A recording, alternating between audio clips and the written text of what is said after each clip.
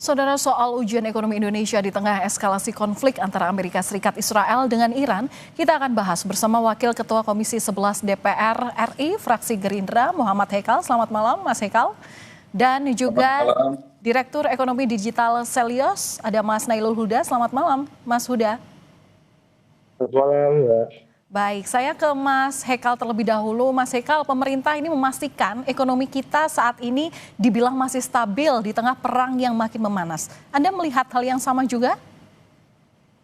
Ya, tentu kita berharap bahwa pemerintah selalu siap siaga untuk bisa mengantisipasi kejadian-kejadian yang sebetulnya ini kan sudah ada omongan-omongan, ancaman-ancaman akan terjadi. Dan pada akhirnya terjadi. Memang amat sangat disayangkan bahwa terjadinya di bulan suci Ramadan, orang sedang beribadah, tiba-tiba kita juga kemarin lagi mengawali, saya malah lagi umroh itu pertama dengar-dengar ini ancaman tereskalasi begitu cepat, dan akhirnya malah berujung ke serangan yang begitu serius, dan akhirnya juga berujung ke harga minyak yang memang naik.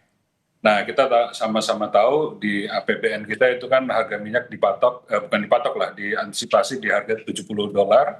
Dan hari ini malah kita dengar udah tembus 100. Tapi kan angka ini angka yang terjadi situasional karena lagi ada terjadi pertempuran ini. Nah, mudah-mudahan ini tidak terjadi lama karena memang kita harus melihat juga situasi, kita juga nggak boleh gegabah karena ada satu kejadian konflik terus kita terlalu reaktif. Nah, tapi kita harus, kalau menurut saya, pesan saya nanti kepada pemerintah, besok kita akan mulai masa sidang lagi, agar pemerintah harus bisa agile dalam mengambil langkah-langkah antisipatif terhadap apa yang akan terjadi terhadap harga, karena ini akan mempengaruhi pada APBN kita.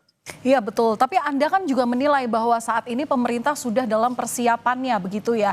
Tapi dari sisi Anda, apa sebenarnya indikator atau yang menandakan bahwa ekonomi kita ini memang baik-baik saja, Pak? Ya, kalau baik-baik saja ini kan sementara kalau kita bandingkan dengan tahun kemarin ya, ini kan memasuki tahun kedua lah, kira-kira pemerintah Pak Presiden, Pak Prabowo, kita penerimaan pajak sudah mulai membaik. Memang kita untungnya ini nggak terjadi di tahun kemarin pada saat kita misalnya baru menerapkan sistem Cortex. Kita ingat di bulan Januari itu penerimaan pajak turunnya sangat drastis, sekarang sudah ada peningkatan sekitar 30%. Kita punya angka-angka fundamental sebenarnya cukup baik, kita punya PMI-nya juga masih positif. Indikator-indikator sebetulnya kalau nggak ada kejadian ini kita lagi agak cukup bersemangat. Ada beberapa hal yang kita lihat memang kita dengarlah ada rating yang negatif dari Moody's dan dari Fitch, tapi kalau menurut saya itu lebih banyak ke mungkin kita belum cukup baik lah menyampaikan komunikasi terkait dengan program-program prioritasnya pemerintah. Mungkin terkait BG, terkait dengan Danantara, dan itu kan tahun ini malah sebetulnya banyak sekali yang lagi mau ditingkatkan, misalnya investasi-investasi yang kita mau dorong dari Danantara. Tahun lalu kan investasinya belum sempat tereksekusi karena memang lagi pembentukan badannya sendiri. Nah, tahun ini baru mau pada dieksekusi. Nah, sayang sekali terjadi nih perang seperti ini kan kita sekarang harus hitung-hitung. Eksekusi investasi ini kan tentunya akan menggunakan uang dolar yang cukup signifikan. Pastinya akan ada pembelian dolar di bulan-bulan ke depan untuk kita memulai investasi fisik kita. Nah, ini kan sekarang kejadian bersamaan dengan harga minyak lagi naik. Nah, itu kan tentu harus kalibrasi kebutuhan dolar kita seperti apa. Hari ini aja kan kita sudah melihat bahwa beberapa hari belakangan ini rupiah kembali mengalami tekanan. Sekarang udah mungkin di 16.9-an, dan ini masih kita dilakukan intervensi yang saya dengar dari Bank Indonesia. Tapi kan pastinya ke depan ini juga belum ada tanda-tanda akan selesai. Nah, ini yang kita harus minta penjelasan yang cukup jelas dari pemerintah, langkah-langkah antisipatif seperti apa, stres test sudah dilakukan belum terhadap berbagai aspek yang harus dijaga. Nah, besok kebetulan kan kita masuk masa sidang lagi, dan kita masuk musim lebaran. Nah, itu mungkin kita akan habiskan untuk mendapat penjelasan dan memberi pesan-pesan bahwa ini memang harus kita jaga betul. Oke, Karena ini mau baik. Lebaran kan sebentar lagi kita tahu akan ada Lebaran, orang-orang juga akan kembali Ya. berlibur lagi. Nah, harus ada yang jaga ini, jaga kandang ini. Nah, oke, Karena kan terkait hal ini kemudian Mas Huda yang saya tanyakan adalah gimana strategi yang paling cocok dilakukan oleh pemerintah? Ya, yang pasti Mbak, ini yang kita harapkan adalah ini kan kalau disampaikan oleh Mas Haikal ya, bahwa di sini ada Moody's dan sebagainya. Itu memang disampaikan bahwa memang masalahnya adalah di kebijakan pengelolaan fiskal kita gitu kan. Mm-mm. Fiskal kita seperti apa sih yang dikritik gitu kan. Salah satunya adalah terkait dengan pengeluaran yang untuk program-program yang memang memakan porsi yang fantastis gitu kan. Misalkan MBG. Nah, ini juga seharusnya itu dibuka opsi untuk apa? Untuk bisa merelokasi MBG ini untuk mempertebal dari subsidi BBM.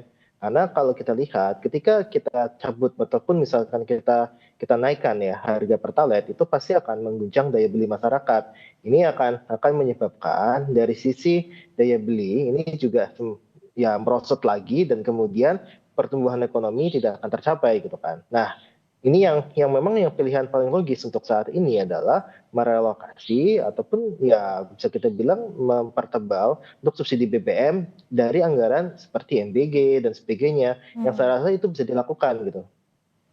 Oke, berarti Anda menilai bahwa memang perlu adanya realokasi anggaran ke yang lebih produktif. Salah satunya tadi MBG itu bisa dievaluasi kembali ya untuk saat ini. Ya, pasti harus dievaluasi terkait dengan anggarannya, Mbak. Dan kemarin sebenarnya sebelum Pak diklarifikasi sama Pak Purbaya ya, Pak Purbaya sudah menyatakan akan membuka opsi mengevaluasi dana untuk MBG dan juga membuka kesempatan untuk merealokasi anggaran MBG untuk ke sektor-sektor yang produktif dan Apa juga saja itu sektor yang produktif, Mas Huda? ya, misalkan kita bicara terkait dengan belanja modal ataupun kalau kita lihat sebenarnya untuk kondisi saat ini juga bisa dilakukan untuk merelokasi anggaran MBG untuk dia mempertebal subsidi BBM karena Oke, sudah subsidi pasti nih BBM. subsidi BBM pasti akan membengkak, Mbak. Nah, ini harus bisa diantisipasi gitu kan. Jangan sampai ini pemerintah menaikkan harga Pertalite yang pastinya akan kontraproduktif dengan apa yang diinginkan oleh pemerintah yaitu tumbuh lebih cepat gitu ya, tumbuh di angka 6% ataupun 8% seperti yang disampaikan oleh Pak Prabowo gitu. Oke. Kemudian skenario apa yang kemudian harus disiapkan pemerintah merespons potensi krisis akibat perang ini? Kebijakan apa yang mesti dilakukan, terutama soal ancaman lonjakan harga minyak dunia? Ya, tadi seperti yang saya sampaikan sebenarnya Mbak. Jadi kalau kita lihat kan fiskal itu kan terkait dengan penerimaan dan belanja negara gitu kan. Nah penerimaan ini saya rasa juga kita sudah hitung sebenarnya. Ketika tidak ada kenaikan harga minyak ya, itu juga sudah cukup tinggi untuk defisit fiskalnya. Seperti APBN sendiri kan sudah di angka 2,6 sekian ya, 2,6 sekian persen dari PDB gitu kan. Nah, ketika itu digunakan asumsinya penerimaan negara kita tercapai. Nah, nampaknya kita melihat dari baseline tahun lalu itu nampaknya akan terjadi shortfall meskipun shortfallnya itu lebih rendah dibandingkan dengan tahun lalu. Nah, ketika penerimaan negara tidak baik-baik saja Baik, ataupun tidak mencapai target, maka belanja juga harus dilakukan penyesuaian. Nah, penyesuaian inilah oke, yang kita lihat realokasi anggaran-anggaran prioritas Pak Prabowo yang bisa oke. direlokasi termasuk dengan MBG. Baik, terakhir Mas Hekal, jadi seperti apa sikap DPR? Apa saran yang bisa disampaikan pada pemerintah untuk menjaga stabilitas nilai tukar rupiah ini?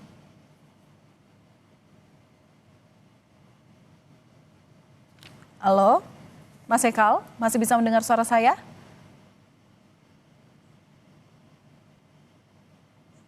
saya ada yang memang kita belum cukup beran. Oke, Halo, cukup silakan Pak. halo.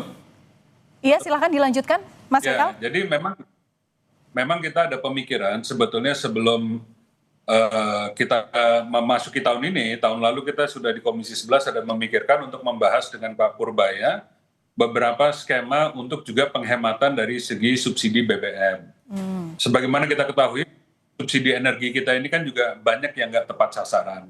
Sebetulnya itu mau kita bahas tadinya setelah bulan puasa ini untuk kita lihat di mana yang tidak efektif mau kita efisiensikan supaya kita alokasikan ke yang benar-benar membutuhkan. Nah, di luar itu kalau kita pun nanti akhirnya terdesak untuk kita harus melakukan beberapa penyesuaian, saya rasa kita itu yang saya tadi sampaikan, kita harus agile atau harus cepat tanggap untuk melakukan adjustment. Misalnya nanti kita ada berapa penghematan yang kita lakukan, tapi kembali lagi kita harus lihat efektivitas penggunaan APBN. Jadi apakah itu kita mau melakukan penghematannya di MBG, apakah kita mau melakukan penghematannya di bagian-bagian lain, ya tentu kita, itu yang saya maksud, kita mau lihat analisis senario apa yang sudah dibuat oleh pemerintah terkait efektivitas penggunaan anggaran, mana yang akan mempertahankan pertumbuhan paling baik, mana yang akan bisa menjadi penyangga untuk masyarakat, untuk daya beli dan seterusnya, mana yang secara paling efektif untuk kita penggunaan anggaran untuk kebutuhan masyarakat, itu yang kita lakukan. Nah, memang sementara kan tadi kita udah dengar Pak, saya minta waktu 1 bulan dulu. Nah, memang kita mulai besok akan mulai bersidang untuk beberapa hari ini. Tentu kita akan usahakan untuk minta penjelasan dari beliau supaya jangan sampai nanti kita nggak siap kalau sampai ada apa-apa. Baik, tentu program produktif yang bisa mendorong pertumbuhan ekonomi ini yang dinantikan warga, terutama dalam mengantisipasi adanya potensi-potensi yang ditimbulkan akibat konflik berkepanjangan antara Amerika Israel melawan Iran ini. Terima kasih sudah berbagi informasi analisa Anda di Kompas Malam Kompas TV. Wakil Ketua Komisi 11 DPR RI, fraksi Gerindra, Mas Hekal, dan juga Direktur Ekonomi Digital dari Selyos, Mas Huda. Salam sehat selalu.